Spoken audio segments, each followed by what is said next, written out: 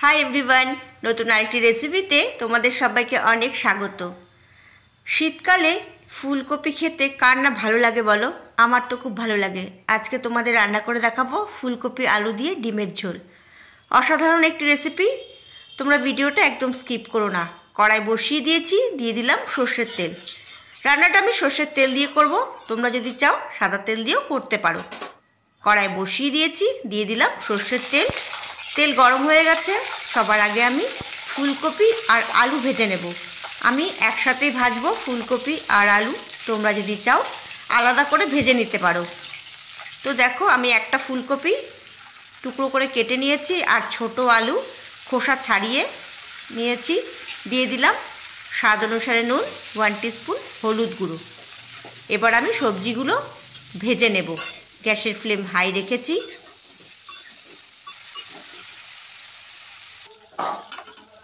ভাজা হয়ে গেছে ফুলকপি আর আলু, তুলে নিলাম। কড়াই দিয়েছি আরও কিছুটা সর্ষের তেল।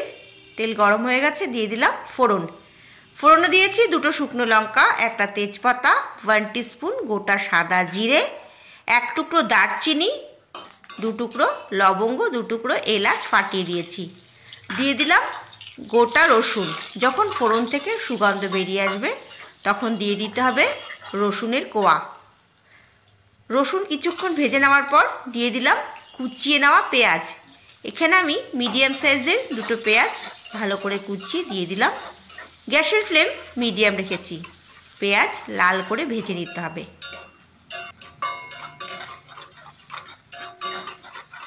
তো দেখো, পেঁয়াজ ভেজে নিয়েছি লাল করে। এবার আমি এর মধ্যে দিয়ে দেব কুচিয়ে নেওয়া টমেটো। আমি এখানে পাকা কাঁচা টমেটো মিশিয়ে দিয়েছি। তোমরা যদি চাও শুধু পাকা টমেটো দিয়েও কিন্তু রান্নাটা করতে পারো। এবার আমি কিছু গুঁড়ো মশলা অ্যাড করব। জিরের গুঁড়ো নিয়েছি 1 চামচ, লঙ্কার গুঁড়ো নিয়েছি 1/2 চামচ, আদা বাটা নিয়েছি 1/2 চামচ। দিয়ে দিলাম সামান্য জল। দিয়ে দিলাম 1/2 টিস্পুন চিনি। মিষ্টি তোমরা বুঝে দেবে। কষিয়ে নেব।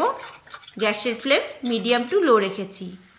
দিয়ে দিলাম 1 টিস্পুন হলুদ গুঁড়ো। এবার আমি এর মধ্যে দিয়ে দেব স্বাদ অনুসারে নুন। সব মশলার সাথে ভালো করে কষিয়ে নিতে হবে।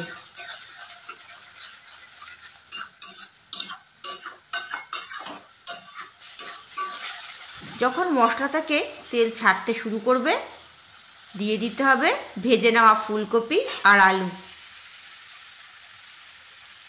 এবার সব মশলার সাথে ফুলকপি আলু খুব ভালো করে কষিয়ে নিব। যত ভালো করে কষাবে রান্নাটা ততটাই সুস্বাদু হবে।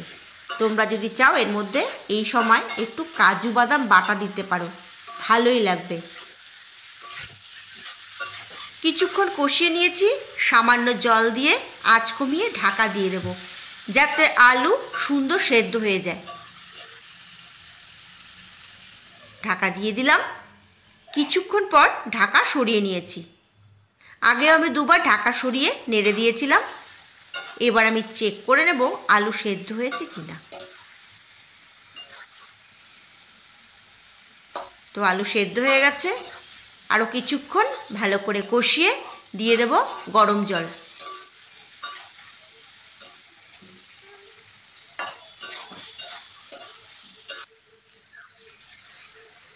তো জল দিয়ে দিলাম, আঁচ বাড়িয়ে দেব। এবার আমি দিয়ে দেব সেদ্ধ ডিম। 4টে ডিম সেদ্ধ করে খোসা ছাড়িয়ে নিয়েছি। ডিমগুলো এর মধ্যে দিয়ে ফুটিয়ে নেব। তোমরা যদি চাও ডিমগুলো কিন্তু সামান্য হলুদ নুন মাখিয়ে ভেজে নিতে পারো। তো ওভাবেও আমি রান্না করি, তোমাদের আগেও দেখিয়েছি অনেকবার ডিম রান্না করে। তো আজকে আমি ডিমগুলো ফ্রাই করে নিই, এমনি দিয়ে দিলাম। ফুটিয়ে নেব।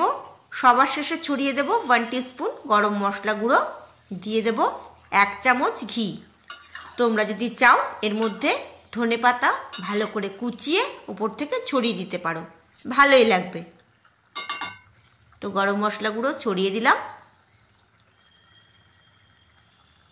ঘি দিয়ে দিলাম। আমার রান্না একদম কমপ্লিট। গ্যাস অফ করে দেব। রেসিপিটি ভালো লাগলে লাইক শেয়ার সাবস্ক্রাইব করতে একদম ভুলবে না। ভালো থেকো, সুস্থ থেকো।